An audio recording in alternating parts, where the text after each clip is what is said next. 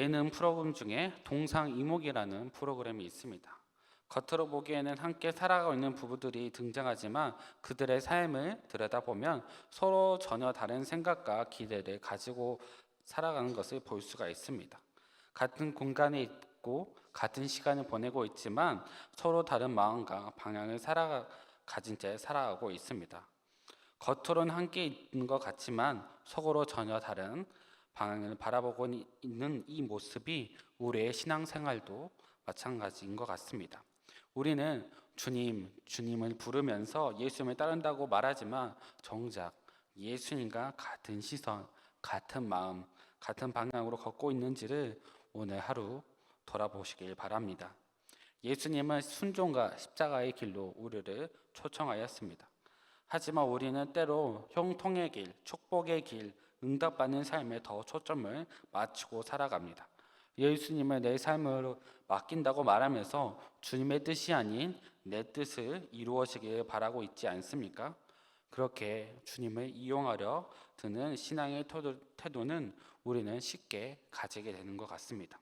그러나 오늘 본문에는 이렇게 말하고 있습니다. 요한복음 12장 26절을 함께 읽도록 하겠습니다. 사람이 나를 섬기려면 나를 따르라. 나 있는 곳에 나를 섬기는 자도 거기 있으리니 사람이 나를 섬기 내가 아버지께서 그를 귀히 여기시리라. 아멘. 예수님을 따른다는 것은 내가 원하는 방식이 아니라 주님을 따르는 것입니다. 예수님을 이용하는 것이 아니라 내가 예수님의 도구가 되고 그분의 길을 걷는 것입니다. 예수님이 걸어가신 길을 우리가 따라가도록 합시다. 그 길은 우리가 같이 걷도록 부름을 받았습니다. 그래서 오늘 우리는 이렇게 다시 한번 물어봐야 됩니다. 나는 예수님과 함께 같은 꿈을 꾸고 있는가? 나는 예수님의 길을 걸어가고 있는가? 아니면 나의 방식대로 살아가고 있는가? 오늘 말씀을 통해서 우리가 다시금 예수님의 제자의 길이 무엇인지 생각해 보길 바랍니다.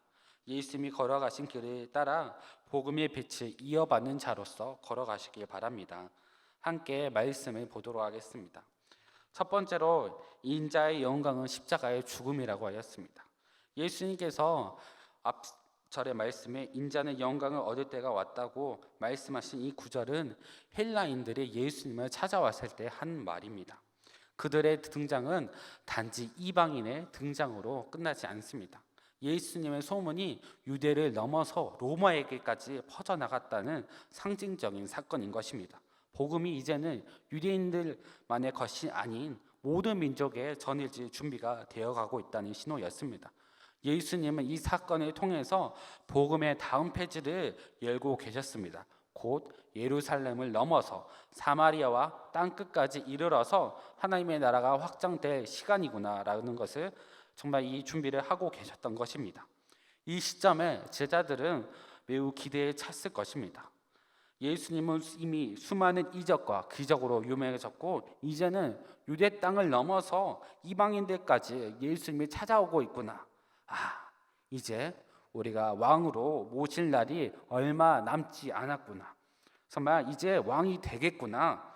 예수님을 통해 세상이 인정받고 우리가 높아질 때야 라고 생각할 수가 있었을 것입니다. 그들의 마음속에는 이생의 자랑, 사람들의 인정, 영광의 자리에 대한 기대가 있었습니다. 예수님을 통해서 자신의 꿈을 이루고자 했고 그 꿈은 다윗 왕국의 회복, 조국 해방, 정치적인 구세주의 예수의 등장이었습니다. 하지만 예수님께서는 지금 이 순간 이렇게 말씀하셨습니다. 인자가 영광을 받을 때가 왔다. 그리고 이어서 하신 말씀이 무엇입니까? 한 알의 밀알이 땅에 떨어져 죽지 아니하면 한 알이 그대로 있고 죽으면 많은 열매를 맺으리라. 예수님께서 말씀하신 영광은 십자가의 죽음이었습니다. 제자들은 3년 동안 공생애를 함께하면서 하나님 나라를 들었을 것입니다. 그러나 그들은 여전히 육신의 눈으로 하나님 나라를 이해하려고 했습니다. 예수님을 가장 가까이 따랐던 베드로도 예수님을 그리스도라고 고백을 하면서 예수님의 자신의 꿈을 이루어줄 수단으로 바라봤던 것입니다.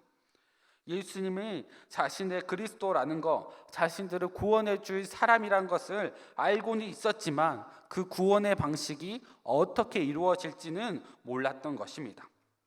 예수님은 우리가 기대하는 방식으로 영광을 받지 않습니다. 예수님은 가장 낮은 자리, 가장 고통스러운 자리, 십자가의 죽으심을 통해서 하나님의 영광을, 인자의 영광을 드러낸 것입니다. 우리도 예수님을 믿는 제자들이라고 말합니다. 그런데 정말로 예수님의 뜻을 따라 살아가고 있습니까?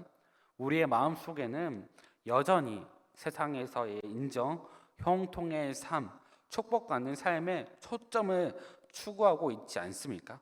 우리의 관심이 하나님을 어떻게 하면 더 기쁘시게 할까 보다는 내가 좀 더 편안하고 아늑하고 더 축복을 받고자 하는 마음이 더 초점을 맞춰져 있지 않은지 돌아봐야 됩니다. 우리는 종종 이렇게 생각합니다. 형통이라는 환경이 좋아지고 문제가 해결해지고 나의 삶이 조금 더 나아지는 것. 하지만 대강교회 성도 여러분, 성경이 말하는 형통은 그것이 아닙니다. 형통은 상황의 변화가 아니라 형통은 하나님과 함께하는 삶인 것입니다. 주님과 동행하는 삶이 그 삶이 진짜 복된 삶이며 진정한 형통인 것입니다. 성경을 보십시오. 요셉은 형통한 사람이라고 불렀습니다. 그런데 그의 삶을 보면 감옥에 갇히고 종으로 팔리고 억울함을 겪는 시간이 가득하였습니다. 그런데도 왜 감옥에 있는 시간에서도 그리고 노예로 팔린 시간에서도 하나님은 그를 형통한 사람이라고 말하였습니다. 그것은 요셉과 하나님과 함께하였기 때문입니다.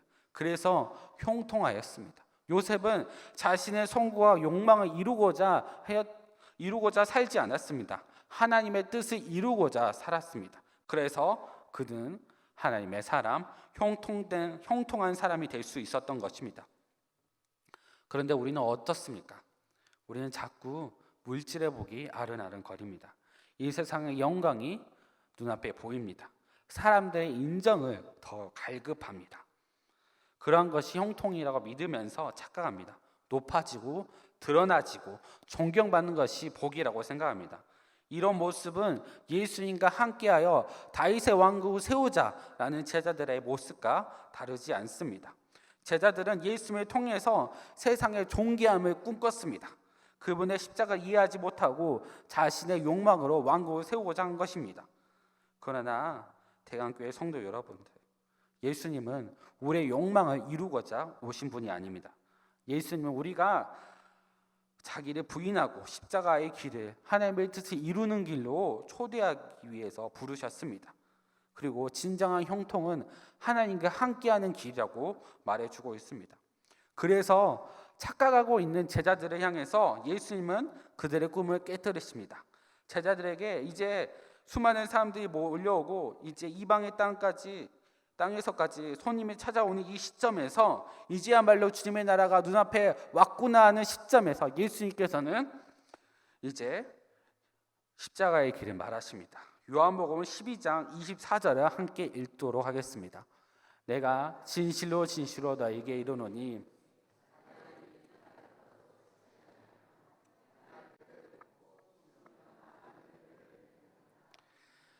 아멘. 예수님은 자신이 하늘의 미랄로 비유하셨습니다.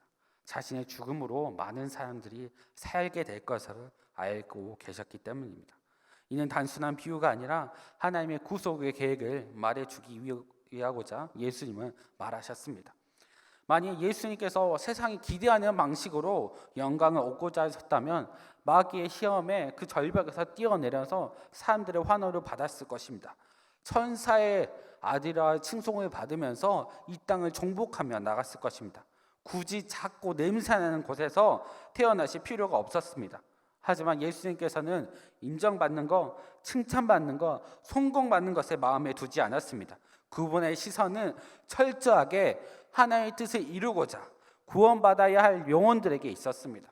그래서 가장 낮은 곳, 복을 모르는 자, 죄 가운데 눌려 살아가는 자들에게 찾아가셨습니다. 그들과 함께 하시고 그들의 이야기를 들어주시고 그들의 마음을 어루만져 주셨습니다.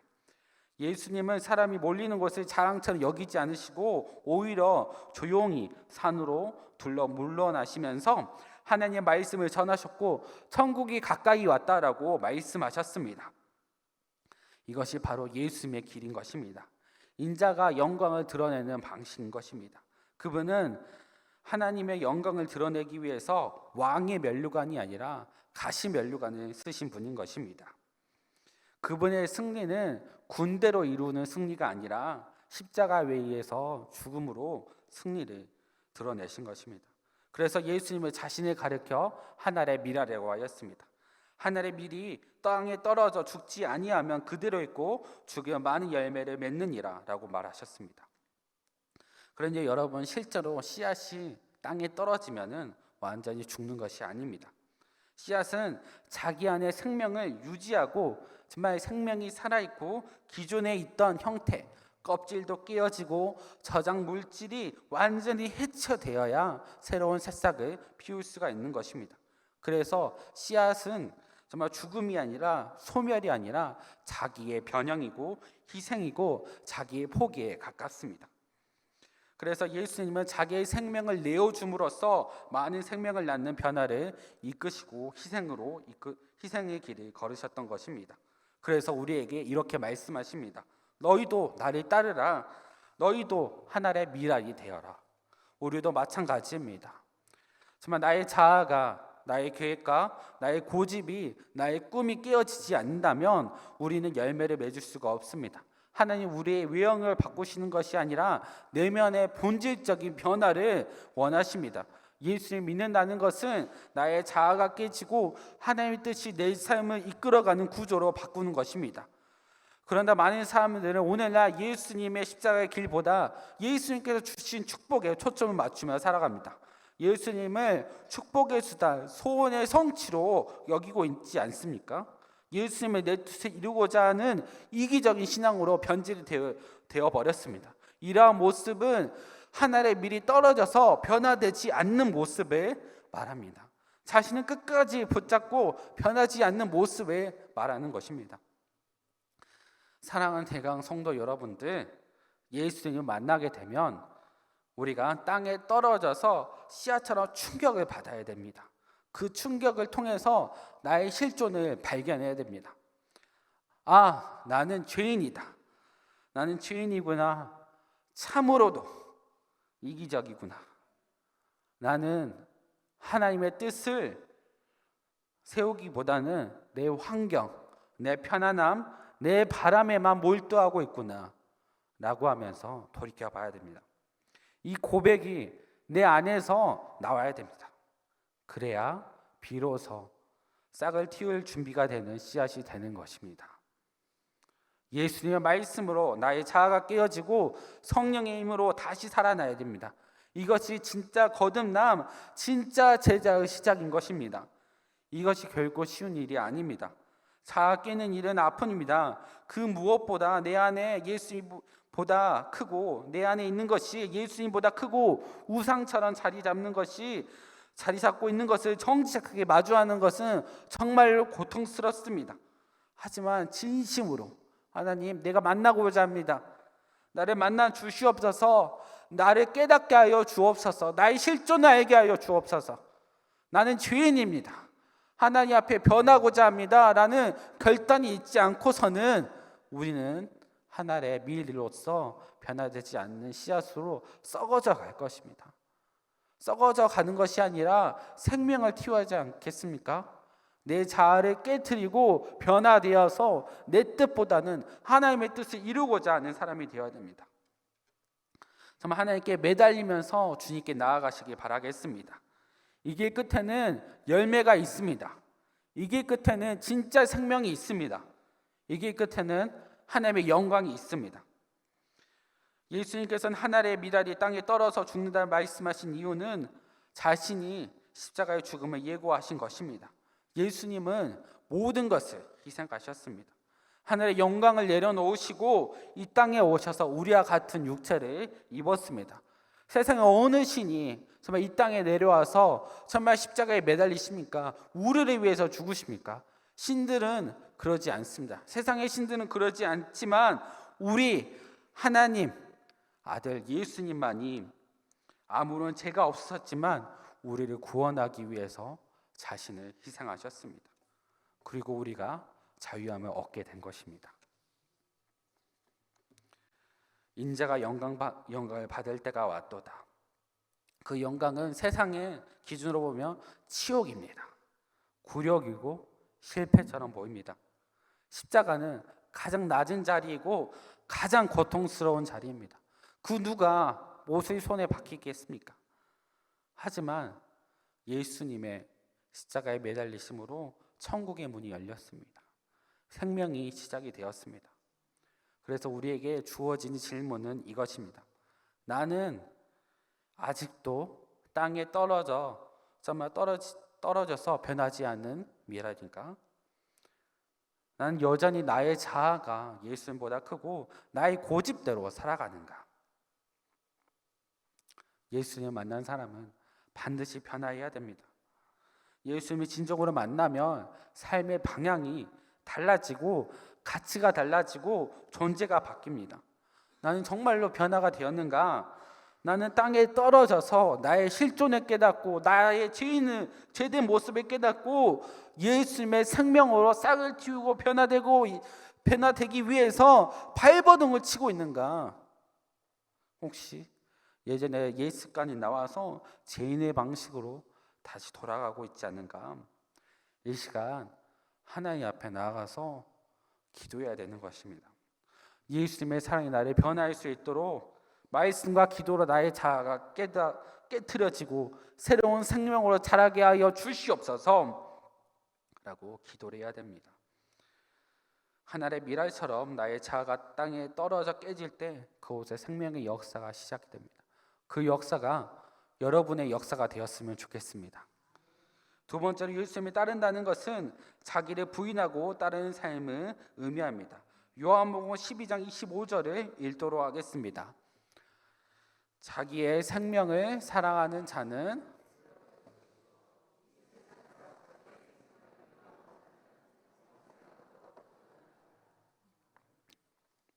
이 말씀은 단순히 신앙 고백을 넘어서 예수님을 따른다, 우선순위를 바꾸는 것입니다. 예수님을 따른다는 것은 그저 주일에 교회에 출석하고 마음속으로 예수님을 믿는다는 것에 멈추는 것이 아닙니다. 예수님을 따른다는 것은 나보다 예수님을 사랑하는 것이며 내 삶 중심에서 나가 아니라 정말 내가 아니라 예수님을 두는 것입니다. 본문에서 예수님이 말씀하신 자기 생명을 사랑한다는 것은 단순히 목숨을 아낀다는 의미가 아닙니다.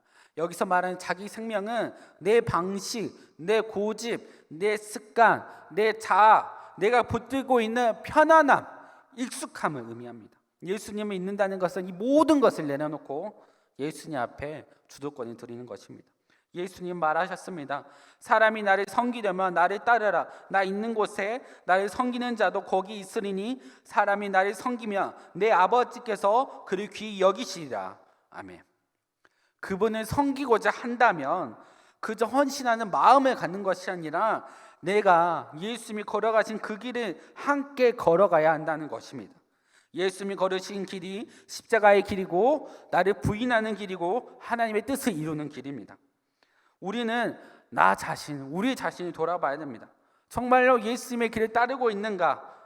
여전히 나의 방식인가? 예수를 정말 구습을 따르고 있는가? 라고 돌아봐야 되는 것입니다. 자기 생명을 미워하는 자가 영생을 얻게 될 것이라고 말씀하셨고 이 말씀은 우리를 억누르고자 하는 말씀이 아닙니다. 이것은 진짜 생명을 얻는 길, 하나님 나라의 길을 알려주시는 은혜의 초청이라는 것을 깨달아야 되는 것입니다. 마태복음 11장 28절과 30절에 함께 읽어보도록 하겠습니다. 수고하고 무거운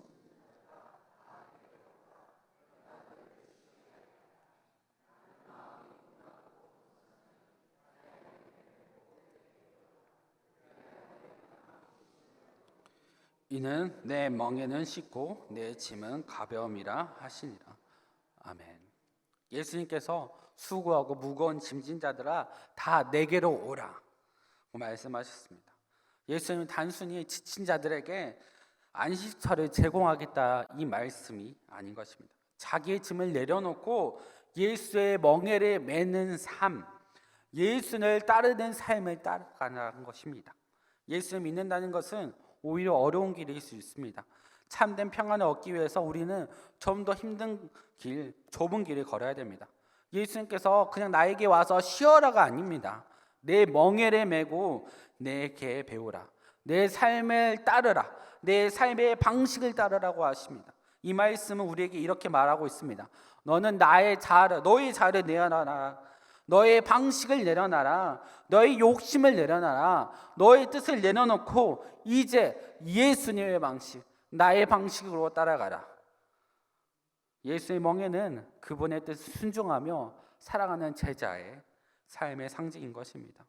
우리는 세상을 살아가다 보면은 자아 실현 성취, 내 뜻을 이루는 것이 너무나 집중하고 있습니다. 그게 옳아 보여서, 그게 좋아 보여서 따라갑니다. 하지만 그 길에는 더 많은 짐, 더 큰 공허함, 더 깊은 지침을 안겨줍니다. 그러나 예수님께서는 이렇게 말씀하십니다. 내 멍에는 쉽고 내 짐은 가볍다. 왜 그렇습니까? 이 짐이 나 혼자 지는 짐이 아니기 때문입니다. 예수님께서 함께 짊어지시기 때문입니다. 우리는 계속해서 나의 실존을 봐야 됩니다.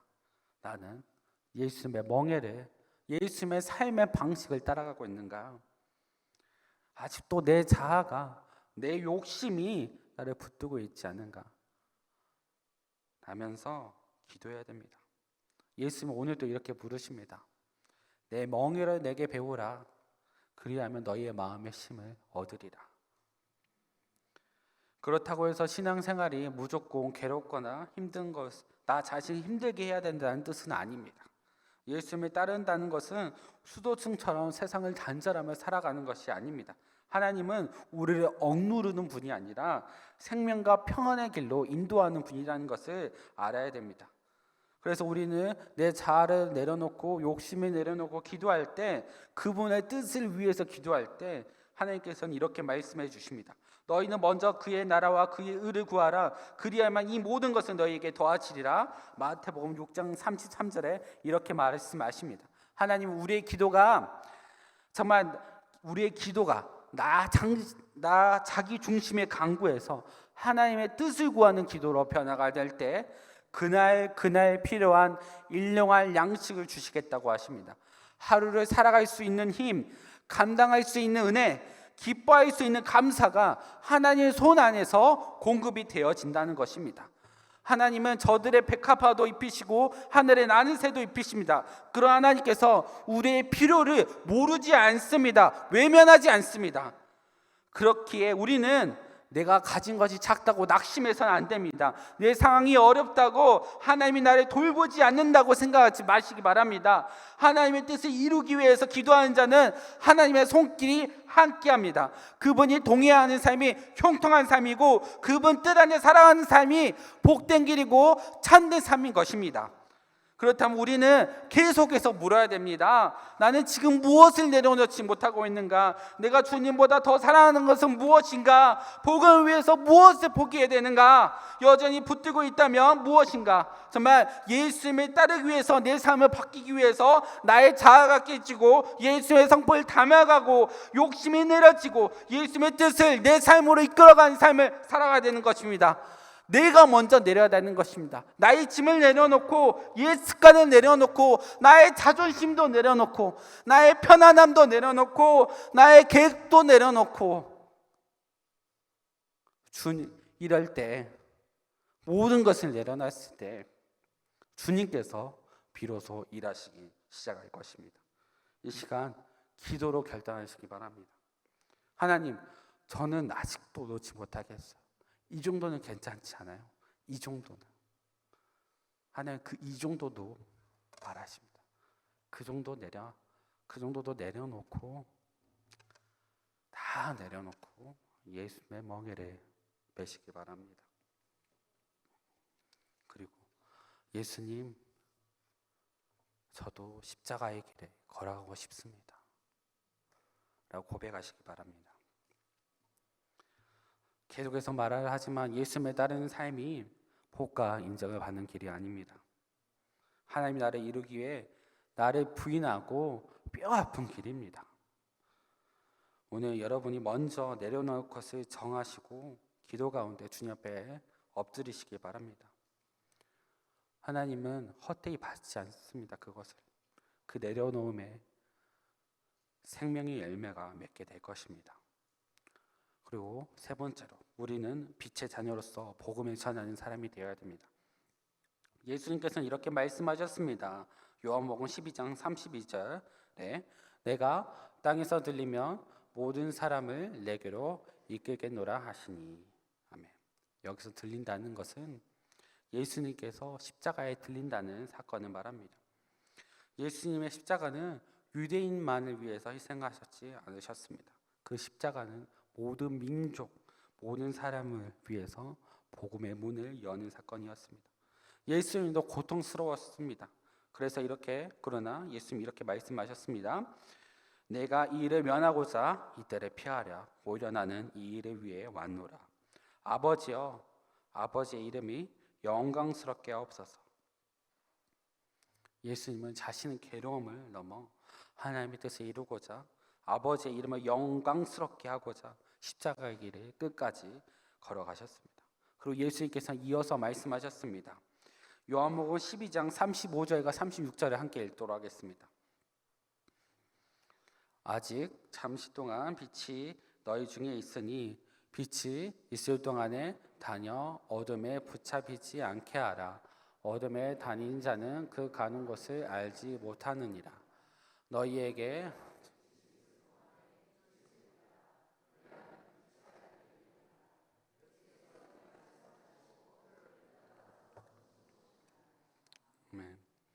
예수님은 자신의 빛이라고 하셨습니다. 그 빛을 믿는 자는 빛의 아들 그리고 빛을 비추는 사람인 것입니다. 우리는 예수님의 빛을 받은 사람인 것입니다. 예수님의 사랑을 그대로 비춰서 다른 사람에게 전달하는 거울 같은 사람입니다. 그분의 복음을 우리의 삶으로, 말로, 행동으로 비춰야 되는 사람인 것입니다. 빛은 다른 이들에게 비춰줄 때 그 진짜 의미를 가지게 됩니다. 우리가 받은 복음도 마찬가지입니다. 우리는 복음을 듣는 데만 익숙하지만 복음을 전하는데 너무나도 소극적일 때가 있습니다. 내가 잘 되기를, 내가 형통하기를, 내 삶이 평안하기를 기도하면서 하나님의 뜻을 이루기 위해서 기도하고 복음을 전달하는 결단은 너무나도 힘든 결정인 것 같습니다. 하지만 이제는 바뀌어야 됩니다. 우리는 복음을 듣는 자에서 복음을 전하는 자가 됩니다. 우리는 세상 속에서 빛의 자녀로서 살아가야 할 사명을 받은 자입니다. 예수님의 십자가를 나를 살렸다면 그 복음이 다른 사람들에게 전해야 될 차례인 것입니다. 지금 여러분 안에 예수님의 빛이 세상을 비추고 있습니까? 나는 오늘 누군가의 복음의 빛을 전하고 있습니까? 빛의 자녀는 숨겨지지 않습니다. 빛의 자는 흘러가고 비추고 퍼져나가야 되는 것입니다. 오늘 우리가 복음을 전하는 빛의 자녀로 살아가는 결단을 하시길 바랍니다. 로마서 10장 13절에서 15절 말씀을 함께 읽어보도록 하겠습니다.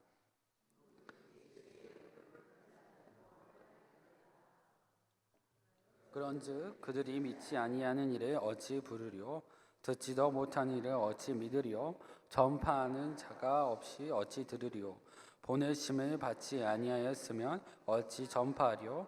기록된 바 아름답도다. 좋은 소식을 전한 자들의 발이 한가 같으니라. 아멘. 사도 바울은 이렇게 묻습니다. 복음이 전해지지 않으면 아무도 믿을 수가 없습니다.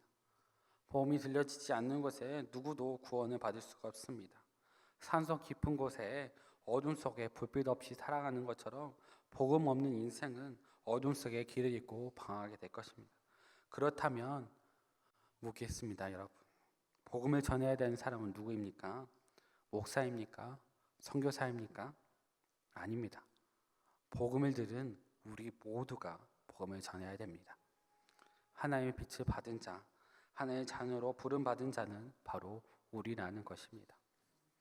여러분들 지금 복음의 빛을 전하고 계십니까? 직장에서, 친구들에게, 공동체 안에서, 그리고 가장 뼈아픈 손가락인 가족에게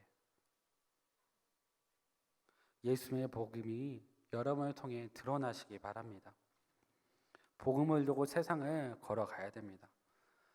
예, 맞습니다. 쉽지 않습니다. 거절당할 수 있습니다. 외면당할 수 있습니다. 무시당할 수 있습니다. 하지만 걸어가야 되는 것입니다. 이 길이 참된 길이며 생명의 길입니다. 누구의 길이 아닙니다. 누군가 걸어가겠지, 누군가 하겠지가 아니라 내가 걸어가야 되는 것입니다. 그래서 우리는 결단해야 됩니다. 하나님, 나에게 힘을 주옵소서. 복음을 전할 용기를 주시고 주님의 십자가의 길을 따를 수 있도록 도와주옵소서. 다가오는 전도 주일 가운데 여러분을 통해 복음의 빛이 전해지길 바랍니다. 그 빛은 누군가를 살리는 생명의 빛입니다. 하나님은 기도하는 사람을 통해서, 말씀을 들고 나아가는 사람을 통해서 하나님의 나라를 이루고자 하십니다. 예수의 십자가가 저 모든 사람을 향해서 비춰듯이 우리는 그 복음을 들고 나아가야 되는 것입니다. 그 복음을 들었다면은 이제 듣기만 하는 자가 되어서는 안 됩니다. 막 입을 열어서라도, 발걸음을 걸어서라도 하나님의 복음을 전해야 되는 것입니다. 여러분이 복음을 들고 나아갈 때 그 사람의 인생이 변하게 될 것입니다. 그 사람의 복음의 빛이 비쳐서 변하게 되고 하나님을 만나게 될 것입니다. 가장 값진 일을 하시는 것입니다. 우리는 이제 편안함을 내려놓고 자존심도 내려놓고 우리의 두려움도 십자가 앞에 내려놓길 바랍니다.